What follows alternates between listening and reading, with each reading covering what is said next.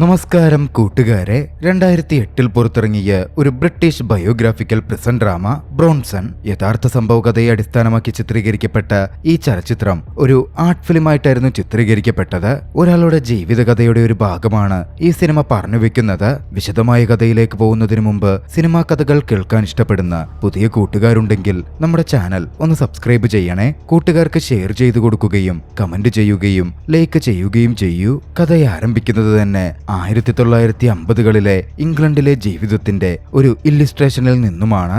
ഒരു സമ്പന്ന കുടുംബത്തിലേക്ക് ഒരു ആൺകുട്ടി പിറന്നു വീണു. മൈക്കിൾ പീറ്റേഴ്സൺ എന്നായിരുന്നു അവന് പേരിട്ടത്. മൈക്കിൾ ജനിച്ചതും വളർന്നതുമൊക്കെ വിദ്യാസമ്പന്നമായ ഒരു കുടുംബത്തിലാണെങ്കിലും മൈക്കിളിന് മൊത്തത്തിൽ അത്തരമൊരു പശ്ചാത്തലത്തോട് താല്പര്യമുണ്ടായിരുന്നില്ല. അല്ലെങ്കിൽ അവനെ ആ രീതികൾ, നല്ല നടപ്പ് രീതികളൊന്നും പഠിപ്പിക്കാൻ അവന്റെ പാരന്റ്സിനോ മറ്റോ കഴിഞ്ഞതുമില്ല. 13 വയസ്സ് പ്രായമുള്ളപ്പോഴേ കുട്ടിക്കുറ്റവാളിയായി മൈക്കിൾ മാറിക്കഴിഞ്ഞിരുന്നു. സ്കൂളിലും മറ്റുള്ള ഇടത്തുമൊക്കെ വലിയ തോതിൽ പ്രശ്നമുണ്ടാക്കും, ഇടികൂടും. അവിടെയും തീർന്നില്ല, മോഷണങ്ങൾ നടത്തും. എന്തിനേറെ പറയുന്നു, ടീച്ചർമാരെ വരെ ആക്രമിക്കും. അങ്ങനെ നാളുകൾ കടന്നുപോയി. മൈക്കിൾ വളർന്ന് ഒരു യുവാവായി മാറി. മൈക്കിൾ അപ്പോഴ് ഒരു സാധാരണക്കാരനെ പോലെ ഒരു റെസ്റ്റോറന്റിൽ ജോലിയൊക്കെ നോക്കി ജീവിക്കുകയായിരുന്നു. പക്ഷെ അവിടെ അവന്റെ ശമ്പളം തീരെ കുറവായിരുന്നു. ഒരിക്കൽ അവിടുത്തെ ക്യാഷ്യറുടെ പണപ്പെട്ടിയിൽ നിന്നും അവൻ പണം മോഷ്ടിക്കുക പോലും ചെയ്തു. അധികം വൈകാതെ 2 പോലീസ് ഓഫീസേഴ്സ് അവന്റെ വീട്ടിലെത്തി. പോലീസുകാർ വീട്ടിലെത്തിയപ്പോ വാതിൽ തുറന്നത് അമ്മയായിരുന്നു. അമ്മ പോലീസുകാരെ മകന്റെ അടുത്തേക്ക് എത്തിച്ചു. പോലീസുകാർ അവനെ ചോദ്യം ചെയ്യാൻ തുടങ്ങി. പക്ഷേ മൈക്കിളിന് അതൊന്നും തീരെ അങ്ങ് ഇഷ്ടപ്പെട്ടിരുന്നില്ല. പോലീസുകാരെ മൈക്കിൾ ആക്രമിക്കുകയാണ്. കഥ അവിടെ നിന്നും 1974ലേക്ക് പോകുന്നു. അപ്പോഴേക്കും മൈക്കിൾ വിവാഹിതനായി കഴിഞ്ഞിരുന്നു. ഭാര്യയും ഒരു കുട്ടിയുമുണ്ട്. കാര്യം മറ്റുള്ളവരോട് ക്രൂരമായി പെരുമാറുമെങ്കിലും വലിയ പ്രശ്നമുണ്ടാക്കുമെങ്കിലും തന്റെ ഭാര്യയെ ഒരിക്കൽ പോലും മൈക്കിൾ ഉപദ്രവിക്കുകയോ വേദനിപ്പിക്കുകയോ ചെയ്തിട്ടില്ല. മുമ്പൊക്കെ കാണപ്പെട്ടതിനേക്കാൾ ഉപരിയായി വിവാഹശേഷം അവൻ ക്ഷമാശീലനായി കാണപ്പെട്ടിരുന്നു. മൈക്കിളിന് എപ്പോഴും മറ്റുള്ളവരുടെ ശ്രദ്ധ കിട്ടണം, ഫേമസ് ആവണം, എല്ലാവരാലും ശ്രദ്ധിക്കപ്പെടണം എന്നൊക്കെയുള്ള ആഗ്രഹങ്ങളുണ്ടായിരുന്നു. പക്ഷേ കാര്യമായ കഴിവുകളില്ലാത്ത അങ്ങനെയുള്ള മൈക്കിളിന് അതിനൊരുപാട് സാധിച്ചതുമില്ല. ആകത്താൻ ശ്രദ്ധിക്കപ്പെടുന്നത് കുറ്റകൃത്യം ചെയ്യപ്പെടുമ്പോൾ മാത്രമാണ് എന്ന തരത്തിൽ തോന്നിയ മൈക്കിൾ വീണ്ടും ഒരു കുറ്റകൃത്യം പ്രവർത്തിച്ചു. ചെറിയൊരു തോക്കുകൊണ്ട് അടുത്തുള്ള പോസ്റ്റ് ഓഫീസിൽ പോയി മൈക്കിൾ ഒരു മോഷണം നടത്തി. 52 പൗണ്ടായിരുന്നു മൈക്കിളിന് അന്ന് കിട്ടിയത്. മൈക്കിളിന്റെ ആ പ്രവൃത്തി കാരണം മൈക്കിളിന് ആദ്യമായി 7 കൊല്ലം തടവ് ശിക്ഷ ലഭിച്ചു. വിവരമറിഞ്ഞ് മൈക്കിളിന്റെ ഭാര്യ ജയിലിൽ മൈക്കിളിനെ കാണാനെത്തി. ആ സംഭവത്തോടെ അവർ മൈക്കിളിനെ ഉപേക്ഷിച്ചു, ഡിവോഴ്സ് ചെയ്തു പോയി. മൈക്കിളിനൊരു കൂസലും ഉണ്ടായിരുന്നില്ല. ഭാര്യയോട് അയാൾ പ്രതികരിച്ചു പോലുമില്ല. ജയിലിലെ ആദ്യ കാലഘട്ടത്തിലെ ജീവിതം മൈക്കിൾ എൻജോയ് ചെയ്യുകയായിരുന്നു ചെയ്തത്. മൈക്കിളിനെ സംബന്ധിച്ചിടത്തോളം ഒരു ലക്ഷറി റെസ്റ്റ് ഹൗസ് പോലായിരുന്നു ജയിൽ ഫീൽ ചെയ്തത്. ജയിലിലെ ജോലികളൊക്കെ ചെയ്ത് മൈക്കിൾ അങ്ങനെ സന്തോഷത്തോടെ മുമ്പോട്ട് പോയിക്കൊണ്ടിരുന്നു. പക്ഷെ കുറച്ച് നാളുകൾ കഴിഞ്ഞതും മൈക്കിളിന് വീണ്ടും ബോറടിക്കാൻ ആരംഭിച്ചു. ആരും തന്നെ ശ്രദ്ധിക്കുന്നില്ല, ആരുടെയും അറ്റൻഷൻ തനിക്ക് കിട്ടുന്നില്ല എന്നൊരു തോന്നൽ മൈക്കിളിന് വന്നു. അതോടെ ജയിലിനകത്തും മൈക്കിൾ ഗാർഡുകളുമായി ഫൈറ്റ് ചെയ്യുകയാണ്. ആ സംഭവം വീണ്ടും കോടതിയിൽ വിചാരണയ്ക്കെത്തി. മൈക്കിളിന്റെ പ്രവൃത്തിയുടെ പേരിൽ 7 കൊല്ലം കൂടി ജഡ്ജി മൈക്കിളിന് തടവ് ശിക്ഷ വിധിച്ചു. അതോടെ മൈക്കിളിന്റെ തടവ് കാലാവധി മൊത്തം 14 കൊല്ലമായി മാറി. അതോടെ മൈക്കിളിന്റെ വാർത്ത കൂടുതൽ ജനശ്രദ്ധ നേടുകയും പ്രസണിലുള്ളവർ വരെ മൈക്കിളിനെ ശ്രദ്ധിക്കാൻ ആരംഭിക്കുകയും ചെയ്തു. ആ സംഭവം കാരണം മൈക്കിളിന്റെ പോപ്പുലാരിറ്റി തന്നെ വർദ്ധിച്ചു. ഗാർഡുകളെയാണല്ലോ തല്ലിയത്. പ്രസനേഴ്സിന്റെ ഇടയിൽ വരെ മൈക്കിളിന് ചെറിയൊരു ഹീറോയിക് പദവി ലഭിച്ചു. പ്രശ്നമുണ്ടാക്കിയാൽ കൂടുതൽ അറ്റൻഷൻ കിട്ടുന്നു എന്ന് കണ്ടതും മൈക്കിൾ തുടരെ പ്രശ്നമുണ്ടാക്കാൻ തുടങ്ങി. ഓരോ ജയിലിൽ നിന്നും അതോടെ മറ്റു ജയിലുകളിലേക്ക് മൈക്കിളിനെ മാറ്റിക്കൊണ്ടിരുന്നു. മൈക്കിളിന്റെ ക്രൂരമായ പ്രവൃത്തികളും മറ്റും നാൾക്കുനാൾ പ്രശ്നമായതോടെ ഏറെക്കുറെ 120 ജയിലുകളോളം മൈക്കിൾ മാറ്റിപ്പാർപ്പിക്കപ്പെട്ടിട്ടുണ്ട്. അതോടെ മൈക്കിളിന്റെ സ്വന്തം ഇമോഷൻസ് മാനേജ് ചെയ്യാൻ പറ്റില്ല, മാനസിക രോഗമാണുള്ളത് എന്ന് പറഞ്ഞ് ജയിൽ അധികൃതർ മൈക്കിളിനെ ഒരു മെന്റൽ ഹോസ്പിറ്റലിലേക്ക് മാറ്റി. മെന്റൽ ഹോസ്പിറ്റലിലെ താമസവും മറ്റും മൈക്കിളിനെ വല്ലാതെ ഡിപ്രസ്ഡ് ആക്കുന്നുണ്ടായിരുന്നു. മെന്റൽ ഹോസ്പിറ്റലിൽ ആരും അവനെ സപ്പോർട്ട് ചെയ്യാനില്ല. അവൻ എന്ത് തന്നെ പ്രവർത്തിച്ചാലും, എന്തു കുറ്റകൃത്യം ചെയ്താലും ആരും അവന് വേണ്ടി കരഘോഷം മുഴക്കുകയോ അവനെ ശ്രദ്ധിക്കുകയോ ചെയ്യുന്നില്ല.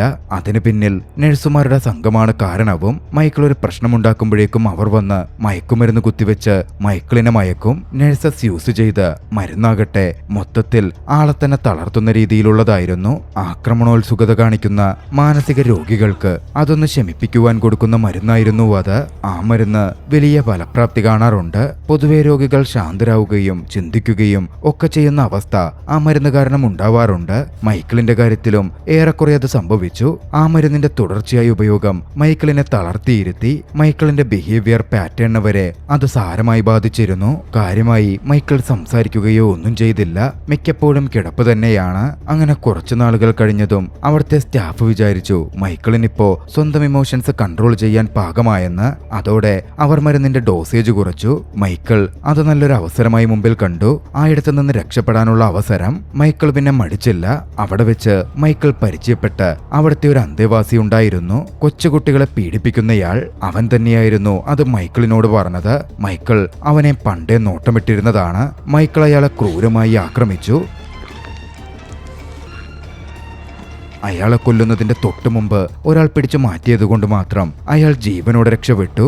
മൈക്കിൾ പിന്നീട് സാക്ഷ്യപ്പെടുത്തിയിട്ടുണ്ട് താൻ കാരണം ഒരാൾ പോലും ഇതുവരെ കൊല്ലപ്പെട്ടിട്ടില്ലെന്ന്. എന്തായാലും മൈക്കിളിന്റെ ആ പ്രവൃത്തി മൈക്കിളിനെ വീണ്ടും ജയിലിലേക്ക് എത്തിക്കുകയാണ്. മൈക്കിൾ ആഗ്രഹിച്ച പോലെ വീണ്ടും ജയിൽവാസം. 26 കൊല്ലം തടവ് ശിക്ഷയായിരുന്നു അപ്പോഴേക്കും മൈക്കിളിന് വിധിക്കപ്പെട്ടത്. മൊത്തത്തിൽ 26 കൊല്ലം സുഹൃത്തുക്കളും ആരുമായും ഇടപഴകാതെ മൈക്കിൾ അവിടെ ജീവിക്കണം. അത് കുറച്ച് കഠിനമായ ഒരു സംഭവമാണ്. വിസിറ്റേഴ്സോ ആരെയും തന്നെ മൈക്കിളിനെ അനുവദിക്കില്ല. അതിൽ നിന്ന് പുറത്തു കടക്കാൻ എന്താണ് വഴിയെന്ന് മൈക്കിൾ ചിന്തിക്കാൻ ആരംഭിച്ചു. മൈക്കിൾ അതിന് ചെയ്തതെന്താണെന്നറിയാമോ? ജയിലിൽ വലിയ തോതിൽ മൈക്കിൾ നാശനഷ്ടങ്ങൾ ഉണ്ടാക്കി. ജയിൽ തല്ലിപ്പൊളിച്ചു. അതോടെ മൈക്കിളിന് എക്സ്ട്രാ ടൈറ്റ് സെക്യൂരിറ്റി ജയിലിൽ നിന്ന് തന്നെ കൊടുക്കുകയാണ്. മൈക്കിളിന്റെ പ്രശ്നത്തിന് ഡീല് ചെയ്യാൻ ഒരു എമർജൻസി ടീമിനെ തന്നെ അവർ നിയോഗിക്കുകയും ചെയ്തു. മൈക്കിൾ ഉണ്ടാക്കിയ നാശനഷ്ടങ്ങൾ അത്രമേൽ വലുതായിരുന്നു. അതിന്റെ പേരിൽ മറ്റുള്ള ജയിലുകൾ പോലും മൈക്കിളിനെ പിന്നീട് സ്വീകരിക്കാൻ വിസമ്മതിച്ചു നിന്നു. അങ്ങനെയൊടുവിൽ മൈക്കിളിന്റെ വാർത്ത അന്നത്തെ രാജ്ഞിയായ ക്വീൻ എലിസബത്തിന്റെ ചെവിയിലെത്തി. മൈക്കിൾ ജയിലിൽ ഇങ്ങനെ തുടരുന്നതാണോ പ്രശ്നം എന്നൊക്കെയുള്ള ചർച്ചകളും അതിനോടകം പുരോഗമിച്ചിരുന്നു. ഒടുവിൽ മൈക്കിളിനെ കുറച്ചു നാളത്തേക്ക് പരോൾ കൊടുക്കാൻ ക്വീൻ എലിസബത്ത് തീരുമാനിച്ചു. അങ്ങനെ അയാൾ പരോളിലിറങ്ങി. അമ്മ അയാളെ സ്വീകരിക്കാൻ എത്തിയിരുന്നു. അയാൾ വീട്ടിലേക്ക് എത്തിയപ്പോൾ വീട്ടിൽ അയാളുടെ വസ്തുക്കളൊന്നും ഇല്ലെന്ന് കണ്ട് കുറച്ച് വയലന്റ് ആകുന്നുണ്ട്. നിന്റെ ഒരുപാട് ഐറ്റം ഉണ്ടായിരുന്നതല്ലേ, അതൊന്നും കൊണ്ടുവയ്ക്കാൻ പറ്റിയ സ്ഥലമുണ്ടായിരുന്നില്ല മോനെ എന്ന് പറഞ്ഞ അമ്മ അയാളെ സമാധാനിപ്പിച്ചു. അമ്മയ്ക്കൊപ്പം കുറച്ചു ദിവസം താമസിച്ചു കഴിഞ്ഞ് മൈക്കിൾ ഒന്ന് തീരുമാനിച്ചു തന്റെ അങ്കിളിന്റെ ഒപ്പം കുറച്ചുനാൾ താമസിക്കണം. അങ്കിളിന് ചെറിയൊരു വേശ്യാലയമുണ്ട്. അങ്കിളിന് വേണ്ടി ജോലി നോക്കുന്ന കുറച്ച് സ്ത്രീകളെയും മൈക്കിൾ അവിടെ വെച്ച് കാണുകയും പരിചയപ്പെടുകയും ചെയ്തു. ഒരു ദിവസം മൈക്കിൾ പോൾ എന്ന വ്യക്തിയെ കണ്ടു. പോൾ ഒരു മുൻകാല കുറ്റവാളിയും മൈക്കിളിന്റെ സുഹൃത്തുമായിരുന്നു. മൈക്കിളിന്റെ വാശിയും ഫൈറ്റിംഗ് എബിലിറ്റിയും ഒക്കെ പോളിന് അറിയാമായിരുന്നു. ഇല്ലീഗൽ ഫൈറ്റിംഗുമായി ബന്ധപ്പെട്ട ഒരു അറേനയിലേക്കായിരുന്നു പോൾ മൈക്കിളിനെ ക്ഷണിച്ചത്. മൈക്കിളിന്റെ വെറുമൊത്തം തീർക്കാമെന്നും ഫേമസ് ആകാമെന്നും ഒപ്പം പണവും കിട്ടും എന്നും പോൾ മൈക്കിളിനോട് പറഞ്ഞു. മൈക്കിളിനതിൽ ഇൻട്രസ്റ്റ് തോന്നി. ആളുകൾ പെട്ടെന്ന് റെക്കഗ്നൈസ് ചെയ്യാനും ആളുകൾക്കിടയിൽ ഒന്ന് പേരെടുക്കാനും മൈക്കിളിന്റെ പേര് ചാൾസ് ബ്രോൺസൺ എന്ന് മാറ്റാം എന്ന് നിർദ്ദേശിച്ചതും പോൾ ആയിരുന്നു. ചാൾസ് ബ്രോൺസൺ എന്നത് അന്നത്തെ കാലത്ത് ഏറെ ഫേമസ് ആയിരുന്ന ഒരു ഫിലിം സ്റ്റാറിന്റെ പേരായിരുന്നു. അങ്ങനെ പോളുമായി സഹകരിക്കാൻ മൈക്കിൾ തീരുമാനിക്കുകയാണ്. മൈക്കിൾ അങ്ങനെ ബ്രോൺസണായി ഇല്ലീഗൽ ഫൈറ്റിൽ പങ്കെടുക്കാൻ ആരംഭിച്ചു. കൃത്യമായും ഒരു ബെയർ നെക്കിൾ ബോക്സറായിട്ടായിരുന്നു മൈക്കിൾ ഫൈറ്റ് ചെയ്തത്. മികച്ച ബോഡി പോച്ചറും ഫൈറ്റിംഗ് പ്രാക്ടീസും ഒക്കെയുള്ള മൈക്കിളിന് എതിരാളികളെ വകവരുത്തൽ, ഇടിച്ചിടൽ വളരെയധികം എളുപ്പമായിരുന്നു. പങ്കെടുത്ത ഓരോ മത്സരങ്ങളിലും മൈക്കിൾ വിജയിച്ചു പോന്നു. മൈക്കിളിന് അതൊരു ഹരമായി മാറി. ഒരു ഘട്ടത്തിൽ 2 എതിരാളികളെ ഒരു സമയത്തും, എന്തിനേറെ പറയുന്നു വെറിപൂണ്ട ഒരു നായക്കെതിരെ പോലും മൈക്കിൾ മത്സരിക്കുന്നുണ്ട്. ഈ ഒരു സമയത്താണ് തന്റെ അങ്കിളിന്റെ ഇടത്ത് വർക്ക് ചെയ്യുന്ന ഒരു വേശ്യയുമായി മൈക്കിൾ പ്രണയത്തിലാകുന്നത്. മൈക്കിളിന് അവരെ വിവാഹം കഴിച്ചാൽ കൊള്ളാം എന്ന താല്പര്യം വരെ തോന്നി. ആ ലേഡിയെ വിവാഹം കഴിക്കാൻ ആലോചിച്ച മൈക്കിൾ നേരൊരു ജ്വല്ലറി സ്റ്റോറിൽ പോയി. അവിടെ ആക്രമണം നടത്തി വളരെയധികം വില വരുന്ന ഒരു റിംഗ് മോഷ്ടിച്ചു കൊണ്ടുവന്നു. അതുമായി ആ ലേഡിയെ പ്രപ്പോസ് ചെയ്തു. പക്ഷേ തനിക്ക് മറ്റൊരു ബോയ് ഫ്രണ്ട് ഉണ്ട് എന്ന് പറഞ്ഞ ആ ലേഡി ഞങ്ങൾ വിവാഹം കഴിക്കാനും ഇരിക്കുകയാണ് എന്ന് പറഞ്ഞ് മൈക്കിളിനെ അഥവാ ബ്രോൺസനെ റിജക്ട് ചെയ്യുകയാണ്. ആ റിജക്ഷൻ ബ്രോൺസനെ ഭ്രാന്ത് പിടിപ്പിച്ചിരുന്നു. അധികം വൈകാതെ പരോളിലുള്ളപ്പോൾ പ്രശ്നമുണ്ടാക്കിയതിന്റെ പേരിൽ ബ്രോൺസൺ അറസ്റ്റ് ചെയ്യപ്പെടുകയും വീണ്ടും ജയിലിലാവുകയും ചെയ്തു.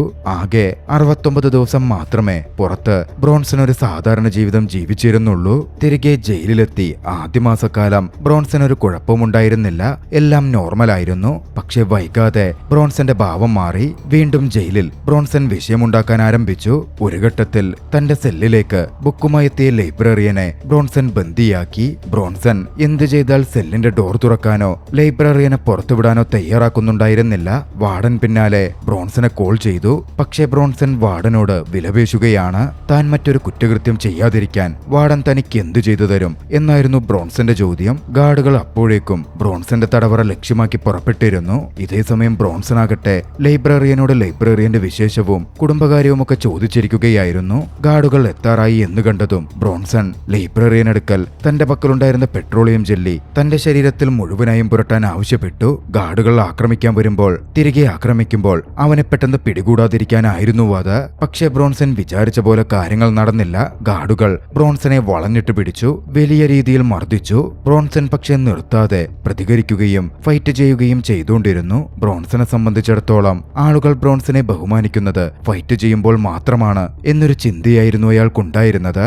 എന്തായാലും ആ സംഭവം അങ്ങനെ കഴിഞ്ഞുപോയി. മുമ്പുള്ള ജയിലുകളെ പോലായിരുന്നില്ല. ബ്രോൺസനും മറ്റ് ഗാർഡുകൾക്കും ജയിലിൽ ആർട്ടുമായി ബന്ധപ്പെട്ട ആക്ടിവിറ്റീസ് ഉണ്ടായിരുന്നു. ഇതിനിടയിൽ വാർഡൻ ബ്രോൺസൺ ഒരു വാണിംഗും കൊടുത്തു. ജയിലിലെ ജീവിതത്തിൽ ബ്രോൺസൺ ഇംപ്രൂവ്മെന്റ് കാണിച്ചില്ലെങ്കിൽ, പ്രശ്നങ്ങൾ ഉണ്ടാക്കുന്നത് നിർത്തിയില്ലെങ്കിൽ ഭവിഷ്യത്ത് കാര്യമായി അനുഭവിക്കേണ്ടി വരും എന്ന ഭീഷണിയായിരുന്നു. ആ സമയത്താണ് ആർട്സ് ടീച്ചർ ജയിലിലെത്തി ബ്രോൺസനെ പെയിന്റിംഗിലേക്ക് ഇൻട്രൊഡ്യൂസ് ചെയ്യുന്നത്. ബ്രോൺസണ് അതിൽ വലിയ താല്പര്യം തോന്നി. തന്റെ വേദനകളും ഫ്രസ്ട്രേഷനും ഒക്കെ ബ്രോൺസൺ ചിത്രങ്ങളായി പകർത്താൻ തുടങ്ങി. അതിൽ മികച്ചൊരു കലാകാരന്റെ കഴിവ് ആർട്ട് ടീച്ചർ നോക്കിക്കണ്ടിരുന്നു. അയാൾ ബ്രോൺസന്റെ കഴിവിനെ പ്രചോദിപ്പിച്ചു. ഫൈറ്റിലല്ലാതെ തന്റെ കഴിവുകൾ മറ്റൊരാൾ പ്രചോദിപ്പിക്കുന്നത് കണ്ടതും ബ്രോൺസന് അതിൽ വലിയ താല്പര്യം തോന്നി. പിന്നീട് അങ്ങോട്ടേക്ക് എപ്പോഴും പെയിന്റിംഗുമായി ഇരിക്കുന്ന ബ്രോൺസനെയായിരുന്നു ഏവർക്കും കാണാൻ സാധിച്ചത്. ജയിലിൽ ബ്രോൺസൺ കാരണം ഒരു പ്രശ്നം പോലും ഉണ്ടായില്ല. കുറച്ചു നാളത്തേക്ക് ബ്രോൺസൺ ഒരു മാതൃകാ തടവ് പുള്ളിയായി മാറി. ഇതിനിടയിൽ ആർട്ട് ടീച്ചർ ബ്രോൺസനോട് പറഞ്ഞു, ബ്രോൺസന്റെ മികച്ച വർക്ക് വാർഡനെയും ജയിൽ ഗവർണറെയും ഞാൻ കാണിച്ചു കൊടുക്കാം. അങ്ങനെ തന്റെ ട്യൂട്ടറിനൊപ്പം ബ്രോൺസൺ ജയിലിന്റെ തലവനെ കാണാനെത്തി. പക്ഷേ പ്രസന്റ് ഹെഡ് അത്രയ്ക്കൊന്നും നല്ല രീതിയിലായിരുന്നില്ല ബ്രോൺസണോട് ഇടപഴകിയത്.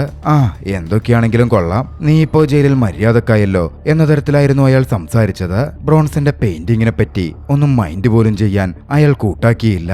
ബ്രോൺസണെ അത് വെറുപിടിപ്പിച്ചിരുന്നു. താൻ അക്രമം കാണിക്കുമ്പോ എല്ലാവരും തന്നെ ശ്രദ്ധിക്കും, നല്ലൊരു ആർട്ട് വർക്കും മറ്റും ചെയ്യുമ്പോ ചിലർ മാത്രമേ ശ്രദ്ധിക്കുന്നുള്ളൂ, ബാക്കിയുള്ളവർക്കൊക്കെ അതിനോട് പുച്ഛമാണ്. താൻ എന്തൊക്കെ നല്ലത് ചെയ്താലും നല്ലൊരു റെസ്പോൺസ് അതിന് കിട്ടുന്നില്ല. ബ്രോൺസന് വീണ്ടും വെറുപിടിച്ചു. അതിനിടയിലാണ് ജയിലിലെ ആർട്ട് സ്റ്റുഡിയോ വൈകാതെ അടയ്ക്കാൻ പോകുന്നു എന്ന വിവരവും ബ്രോൺസനെ തേടിയെത്തുന്നത്. അതോടെ ബ്രോൺസൺ കൂടുതൽ വൈകാരികമായി പ്രശ്നത്തിലായി. അന്ന് ബ്രോൺസൺ തന്റെ ആർട്ട് ടീച്ചറെ ബന്ദിയാക്കി വെച്ചു. ഭ്രാന്തനെ പോലെ തന്റെ ശരീരം മുഴുവൻ കറുത്ത പെയിന്റ് അടിച്ചു. ടീച്ചറിനെ ബന്ദിയാക്കി ടീച്ചറിനൊരു മീശ വെച്ചുകൊടുത്ത് ഒരു ആപ്പിൾ വായിൽ കടിച്ചു പിടിപ്പിച്ച് തൊപ്പിയൊക്കെ വെച്ചുകൊടുത്ത് ഏറെ ഫേമസ് ആയ the son of a man എന്ന ഒരു പെയിന്റിംഗിന്റെ സ്റ്റിൽ ലൈഫ് അവിടെ വെച്ച് അയാൾ റീക്രിയേറ്റ് ചെയ്യുക പോലും ചെയ്തു. ദേഷ്യത്തോടെ കുറച്ച് പിന്നാലെ ബ്രോൺസൺ വാർഡനെ വെല്ലുവിളിച്ചു. ഒറ്റയ്ക്കൊറ്റയ്ക്ക് പോരടിക്കാൻ പാടാ എന്ന മട്ടിലായിരുന്നു വെല്ലുവിളി. ആ സ്റ്റിൽ ആർട്ട് ടീച്ചറെ വെച്ച് അങ്ങനെ രൂപപ്പെടുത്തിയതിനു ശേഷം വല്ലാത്തൊരു സാറ്റിസ്ഫാക്ഷൻ ബ്രോൺസന് തോന്നുന്നുണ്ടായിരുന്നു. തന്റെ വിധി സ്വീകരിക്കാൻ ബ്രോൺസൺ തയ്യാറായി. പാഞ്ഞു വരുന്ന ഗാർഡുകൾക്കെതിരെ ഫൈറ്റ് ചെയ്യാൻ അയാൾ ഒരുങ്ങി നിന്നു. അതോടെ ബ്രോൺസൺ ഏകാന്ത തടവിലേക്ക് പൂർണ്ണമായി മാറ്റപ്പെടും എന്ന് വ്യക്തമായിരുന്നു. ചലച്ചിത്രമിറങ്ങുന്ന 2008 യഥാർത്ഥ ബ്രോൺസൺ ഏകാന്ത തടവിൽ കഴിയുകയായിരുന്നു. ബ്രോൺസന്റെ ഈ ജീവിതകഥ നിങ്ങൾക്കിഷ്ടമായെങ്കിൽ വീഡിയോ ലൈക്ക് ചെയ്യുക. അഭിപ്രായങ്ങളും നിർദ്ദേശങ്ങളും കമന്റുകളിൽ രേഖപ്പെടുത്തുക. കഴിയുമെങ്കിൽ ചാനൽ സബ്സ്ക്രൈബ് ചെയ്തും കൂട്ടുകാർക്ക് ഷെയർ ചെയ്തു കൊടുത്തും ഞങ്ങളെ സപ്പോർട്ട് ചെയ്യുക. അടുത്ത എപ്പിസോഡിൽ മറ്റൊരു മികച്ച ചലച്ചിത്രവുമായി നമുക്ക് കണ്ടുമുട്ടാം. അതുവരെ ബൈ.